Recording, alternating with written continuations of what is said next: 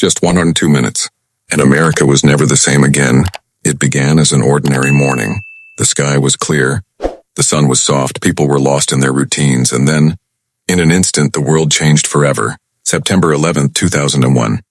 4 airplanes were in the air and down on the ground. The deadliest conspiracy in modern history was entering its final stage. The first plane struck the North Tower of the World Trade Center.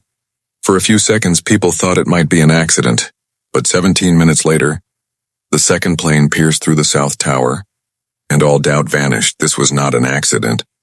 This was war.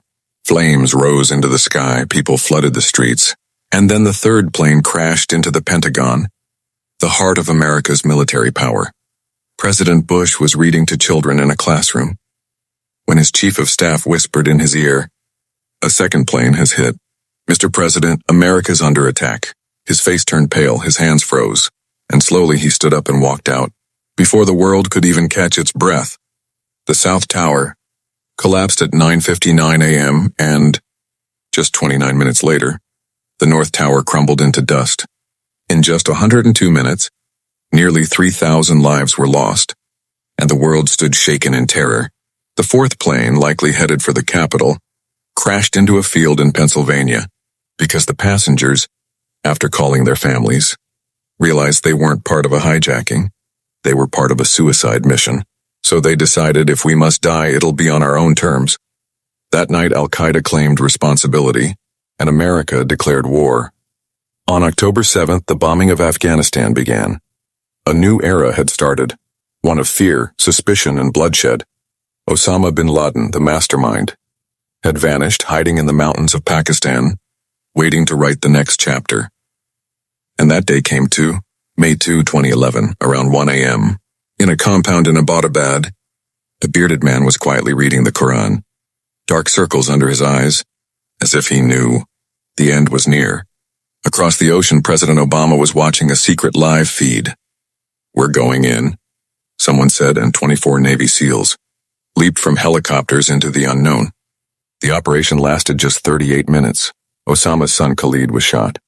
His wife threw herself in the way, but the bullets didn't stop, and then, that single fatal shot right between the eyes. Over the radio came the code, Geronimo EKA, enemy killed in action. His body, wrapped in a white shroud, was buried deep in the Arabian Sea. No grave, no shrine, just silence. But after the silence came the questions. Was this justice? Because with one man dead, the war didn't end. 200,000 Afghans and Iraqis had already died. $2.4 trillion were spent.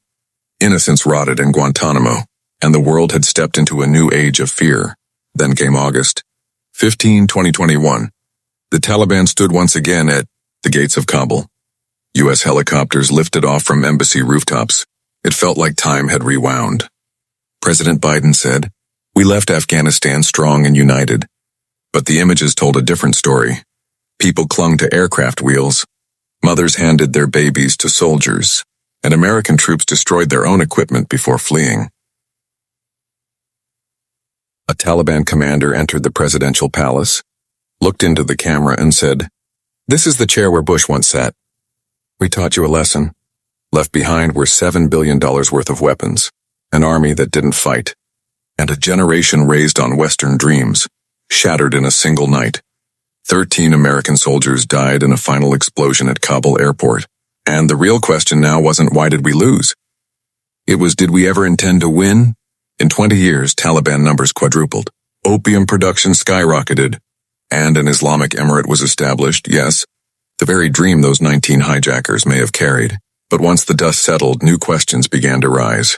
How did Tower 7 collapse without being hit by a plane? Why were there no recognizable airplane parts at the Pentagon crash site? And on September 10th, why did airline stocks suddenly crash? And why were massive insurance policies taken out on the towers? The 9/11 Commission report still holds. 28 pages classified. Saudi links were suppressed. The CIA director even admitted, "We knew, but couldn't stop it." So who is really playing the game? And when will the truth finally come out? Even today, when the fountains flow at the 9/11 memorial in New York, and Taliban flags flutter in the streets of Kabul, one question still echoes: are we really safe? Or just preparing for the next madness? 20 years of war taught us one thing. You can't kill an idea with a bomb. But have we truly learned that? Or are we just waiting for the next Twin Towers?